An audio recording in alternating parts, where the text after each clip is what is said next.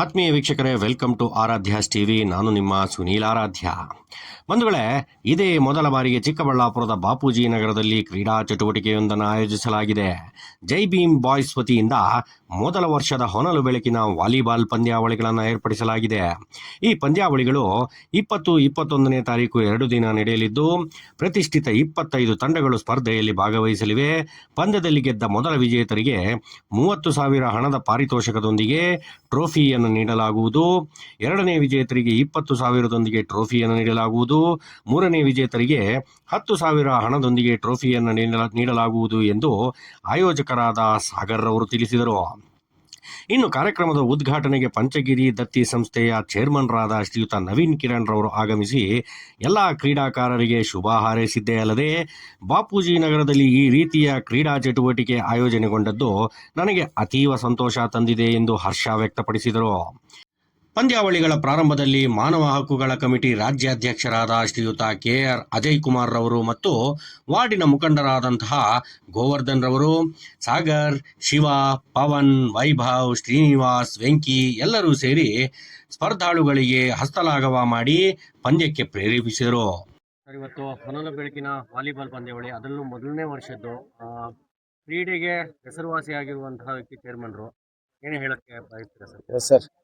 Sir, ಇದೆಲ್ಲಕ್ಕಿಂತಲೂ ಮೊದಲನೇದಾಗಿ ನಮ್ಮ ಸಾಗರ್ ಅವರಿಗೆ, ಪದ್ಮಮ್ಮಕ್ಕ ಅವರಿಗೆ ಮತ್ತು ಅವ್ರ ಜೊತೆ ಶ್ರಮ ಹಾಕಿರ್ತಕ್ಕಂತಹ ಪ್ರತಿಯೊಬ್ಬ ಯುವ ಸ್ನೇಹಿತನಿಗೆ ತುಂಬು ಹೃದಯದ ಧನ್ಯವಾದಗಳನ್ನ ಅರ್ಪಿಸ್ತೇನೆ ನಾನು. ಯಾಕೆ ಅಂದ್ರೆ 13ನೇ ವಾರ್ಡು ಬಾಪೂಜಿ ನಗರ ಅಂತಂದ್ರೆ ಒಂದು ರೀತಿ ಕ್ರೀಡೆಗಳಿಗೆ ಯಾವುದೇ ರೀತಿಯಾದಂಥ ಉತ್ತೇಜನ ಇಲ್ಲದೆ ಇರತಕ್ಕಂಥ ಜಾಗ ಇದು. ಕೇವಲ ಕೂಲಿ ಕಾರ್ಮಿಕರು, ದಲಿತರು, ಅತ್ಯಂತ ಹಿಂದುಳಿದವರು ವಾಸ ಇರತಕ್ಕಂತಹ ಜಾಗ ಇದು. ಇಂತಹ ಜಾಗದಲ್ಲಿ ಒಂದು ಹೊನಲು ಬೆಳಕಿನ ವಾಲಿಬಾಲ್ ಕ್ರೀಡಾಕೂಟವನ್ನ ಆಯೋಜನೆ ಮಾಡ್ತಾ ಇದಾರಲ್ವಾ, ಇದೇನೇನೆ ಒಂದು ದೊಡ್ಡ ಪರಿವರ್ತನೆಗೆ ದಾರಿ ಅಂತ ನಾನಂತೂ ಹೇಳ್ತೀನಿ. ಇವತ್ತು ಈ ಭಾಗದಲ್ಲಿ ಒಂದು ರೀತಿ ಅನಕ್ಷರಸ್ಥರು, ಯಾವುದೇ ರೀತಿಯಾದಂತಹ ಸೌಲಭ್ಯಗಳಿಗೆ ತುಂಬಾ ದೂರ ಇರತಕ್ಕಂತಹ ಜನ ಇವರು. ಆದ್ರೆ ಜನ ಮಾತ್ರ ತುಂಬಾ ಒಳ್ಳೆಯವರು. ಖಂಡಿತವಾಗ್ಲೂ ಸಹ ನನ್ನ ವೈಯಕ್ತಿಕ ಅನುಭವ ನಾನು ಹೇಳ್ತೇನೆ, ಜನ ಮಾತ್ರ ತುಂಬಾ ಒಳ್ಳೆಯವರು. ಅಂಥವರಲ್ಲಿ ಇವತ್ತು ಕ್ರೀಡೆಗಳ ಬಗ್ಗೆ ಆಸಕ್ತಿಯನ್ನು ಹುಟ್ಟಿಸಿದ್ದಾರೆ. ಇವತ್ತು ನಮ್ಮ ಸಾಗರ್ ಅವರು, ಪದ್ಮಮ್ಮಕ್ಕ ಅವರು ಮತ್ತು ಅವರ ಇಡೀ ತಂಡ ಏನಿದೆ, ಇಂಥ ಒಂದು ಜಾಗದಲ್ಲಿ ವಾಲಿಬಾಲ್ ಕ್ರೀಡಾಕೂಟವನ್ನ ಮೊಟ್ಟ ಮೊದಲನೇ ಬಾರಿಗೆ ಆಯೋಜನೆ ಮಾಡಿದ್ದಾರೆ. ಇದು ಪ್ರತಿ ವರ್ಷ ಸಹ ನಾನು ಇದೇ ತರ ಮುಂದುವರ್ಕೊಂಡು ಹೋಗ್ಲಿ. ಕೇವಲ ವಾಲಿಬಾಲ್ ಅಲ್ಲ, ಈ ಭಾಗದಲ್ಲಿ ಇನ್ನೂ ಕ್ರೀಡಾಸಕ್ತರು ಯಾರ್ಯಾರಿದ್ದಾರೆ, ಇನ್ನು ಅನೇಕ ಕ್ರೀಡೆಗಳನ್ನ ಆಯೋಜನೆ ಮಾಡೋದ್ರ ಮುಖಾಂತರ ಕ್ರೀಡೆಗಳನ್ನ ನಾವು ಇವತ್ತು ಉತ್ತೇಜನ ಕೊಡ್ಲೇಬೇಕು ಸರ್. ಯಾಕೆಂದ್ರೆ ಮನುಷ್ಯನ ಆರೋಗ್ಯ ಮತ್ತು ಒಳ್ಳೆಯ ನಡವಳಿಕೆ ಬರಬೇಕು ಅಂತಂದ್ರೆ ಕ್ರೀಡೆನೇನೆ. ಇವತ್ತು ಎಷ್ಟೋ ಯುವಕರು ಒಂದು ರೀತಿ ಸೂಸೈಡ್ ಮಾಡ್ಕೊಳ್ಳೋದಕ್ಕೆ ಪ್ರಯತ್ನವನ್ನ ಮಾಡ್ತಾರೆ. ಅದು ಯಾಕೆ ಅಂದ್ರೆ ಅವರು ಸೋಲನ್ನ ಒಪ್ಕೊಳ್ತಕ್ಕಂಥ ಬುದ್ಧಿ ಅವ್ರಿಗೆ ಇರೋದಿಲ್ಲ. ಕ್ರೀಡೆಗಳಲ್ಲಿ ನೋಡಿ, ಅದೊಂದೇ ಕಡೆನೇನೆ ನಿಮಗೆ ಸೋಲು ಮತ್ತು ಗೆಲುವು ಎರಡನ್ನೂ ಒಂದೇ ರೀತಿ ಸ್ವೀಕಾರ ಮಾಡ್ತಕ್ಕಂತಹ ಗುಣ ಬರಬೇಕು ಅಂತಂದ್ರೆ ಕ್ರೀಡೆಗಳ ಮುಖಾಂತರ ಮಾತ್ರನೇನೆ.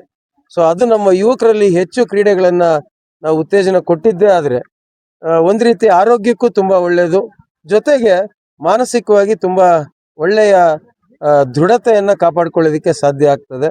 ಇವತ್ತು ಇಂಥ ಒಂದು ಕಾರ್ಯವನ್ನ ನಮ್ಮ ಸಾಗರ್ ಅವರು ಮತ್ತು ಏನು 13ನೇ ವಾರ್ಡ್ನ ಎಲ್ಲ ಯುವಕರು ಮಾಡಿದ್ದಾರೆ.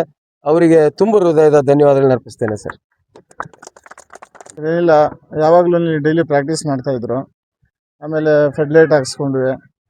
ಆಮೇಲೆ ಹುಡುಗರೆಲ್ಲನೂ ಅಣ್ಣ ಎಲ್ಲ ಕಡೆ ಟೂರ್ನಮೆಂಟ್ ಮಾಡ್ತಾ ಇದ್ದಾರೆ. ಬಾಪೂಜಿ ನಗರದಲ್ಲಿ ಇದುವರೆಗೂ ಯಾರೂ ಮಾಡಿಲ್ಲ. ಬಾಪೂಜಿ ನಗರ ಅಂದರೆ ಒಂದು ಸ್ವಲ್ಪ ಇದರಾಗಿ ನೋಡ್ತಾರೆ.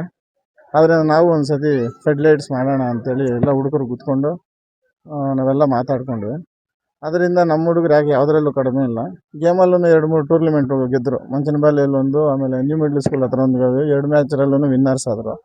ಅದು ಒಂದು ಇನ್ಸ್ಪಿರೇಷನ್ ತಗೊಂಡು ನಮ್ಮ ಹುಡುಗರು ಏನು ಕಡಿಮೆ ಇಲ್ಲ, ನಾವು ಓನಾಗಿ ಮಾಡಿದ್ರೆ ಚೆನ್ನಾಗಿರುತ್ತೆ ಅನ್ನೋ ಒಂದು ಹುಡುಗರು ನಡವಳಿಕೆ ಅವ್ರು ಇದರಿಂದ ನಾನು ಇದು ಮಾಡಬೇಕು ಅಂತ ಒಂದು ಇದಾಯ್ತು ಸರ್. ಎಷ್ಟು ದಿನ ನಡೆಯುತ್ತೆ ಈ ಒಂದು ಕ್ರೀಡೆ ಸರ್? ಇವತ್ತು ನಾಳೆ 21ನೇ ತಾರೀಕು 2 ದಿನ ನಡೆಯುತ್ತೆ ಸರ್. ಫೆಡ್ಲೈಟ್ಸ್ ನಡೆಯುತ್ತೆ. ಎಷ್ಟು ಟೀಮ್ಗಳು ಭಾಗವಹಿಸ್ತವೆ ಸರ್? ಇದುವರೆಗೂ 18 ಟೀಮ್ ಎಂಟ್ರಿ ಆಗಿದೆ ಸರ್. ಕೆಲವರು ಇನ್ನೂ ಒಂದು 8 ಗಂಟೆಗೆ ಬರ್ತೀನಿ ಅಂತಾರೆ.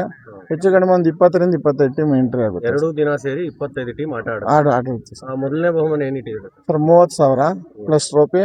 ಎರಡನೇ ಬಹುಮಾನ 20,000 ಪ್ಲಸ್ ಟ್ರೋಫಿ. ಮೂರನೇ ಬಹುಮಾನ 10,000 ಪ್ಲಸ್ ಟ್ರೋಫಿ ಸರ್. ಕಾರ್ಯಕ್ರಮ ಮೊದಲನೇ ಸ್ಟಾರ್ಟಿಂಗ್ ಯಾವ್ಯಾವ ಟೀಮ್ ಆಡುತ್ತೆ, ಯಾವ ಸರ್ CSI ಮತ್ತು ಸ್ಕಾರ್ಪಿಯನ್ಸು SPT ಬಾಯ್ಸ್ ಮತ್ತು ಸ್ಕಾರ್ಪಿಯನ್ಸ್ ಆಡ್ತಾ ಇದ್ದಾರೆ ಸರ್. ಮೊದಲನೇ ಪಂದ್ಯಾವಳಿ ಸ್ಟಾರ್ಟ್ ಆಗಿದೆ. ಗ್ರಾಮಾಂತರ ಮತ್ತು ನಗರ ಅಂತ ಹಾಕಿದ್ದೀರಾ? ಹೌದು ಎಷ್ಟು ಸರ್. ಹಳ್ಳಿಗಳು ಒಂದು ಟೀಮು? ಸರ್ ಹಳ್ಳಿಗಳದು ಸುಮಾರು ಒಂದು 10 ಟೀಮೇನೋ ಬಂದಿದೆ ಸರ್. 10 ಟೀಮ್ ಬಂದಿದೆ. ಇದಾಗಿದೆ ಸರ್. ಕಾರ್ಯಕ್ರಮದ ಉದ್ಘಾಟನೆಗೆ ನವೀನ್ ಕಿರಣ್ ಅವ್ರನ್ನ ಕರೆಸಿದ್ರಿ, ಆ ಉದ್ಘಾಟನೆ ಬಗ್ಗೆ. ಸರ್ ಇಲ್ಲ, ಇದಕ್ಕೆ ನವೀನ್ ಕಿರಣ್ ಸಾರು, ಸುಧಾಕರ್ ಸರ್ ಅವರು, ಆಮೇಲೆ ನಮ್ಮ ಸರ್ ನವೀನ್ ರೆಡ್ಡಿ ಅವರು ಬರಬೇಕಾಯ್ತು. ಸಂದೀಪ್ ಅಣ್ಣ ಅವರು ಬರಬೇಕಾಯ್ತು. ಅವರು ಕಾರಣಾಂತರಗಳಿಂದ ಬಂದಿಲ್ಲ. ಇವರೆಲ್ಲರೂ ನಮಗೆ ಫುಲ್ಲು ಸಪೋರ್ಟ್ ಮಾಡಿದ್ದಾರೆ ಸರ್.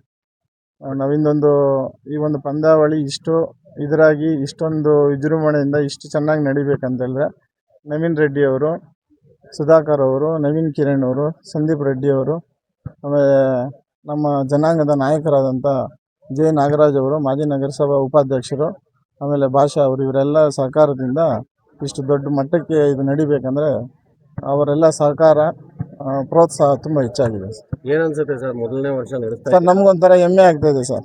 ಯಾರೇ ಆಗಲಿ ಬಾಪೂಜಿ ನಗರದವ್ರು ಯಾವುದರಲ್ಲಿ ಇಲ್ಲ, ಎಲ್ಲದರಲ್ಲಿ ಇದ್ದಾರೆ ಅನ್ನೋ ಒಂದು ಆಚೆಗೆ ಗೊತ್ತಾಗ್ಬೇಕು ಸರ್. ಬಾಪೂಜಿ ನಗರ ಅಂದರೆ ಎಲ್ಲರೂ ಏನೋ ಒಂಥರ ನೋಡ್ತಾ ಇದ್ರು. ಈ ಒಂದು ಪಂದ್ಯಾವಳಿಯಿಂದ ಬಾಪೂಜಿ ನಗರ ಹೆಸರು ಸ್ವಲ್ಪ ಒಳ್ಳೆ ಹೆಸರು ಬರುತ್ತೆ. ಜನರಲ್ಲಿ ಕೆಟ್ಟ ಭಾವನೆ ಹೋಗಿ ಒಳ್ಳೆ ಭಾವನೆ ಎಲ್ಲರಲ್ಲೂ ಮೂಡುತ್ತೆ ಅಂತ ಒಂದು ನಂಬಿಕೆ ನನಗೆ ತುಂಬ ಇದೆ ಸರ್.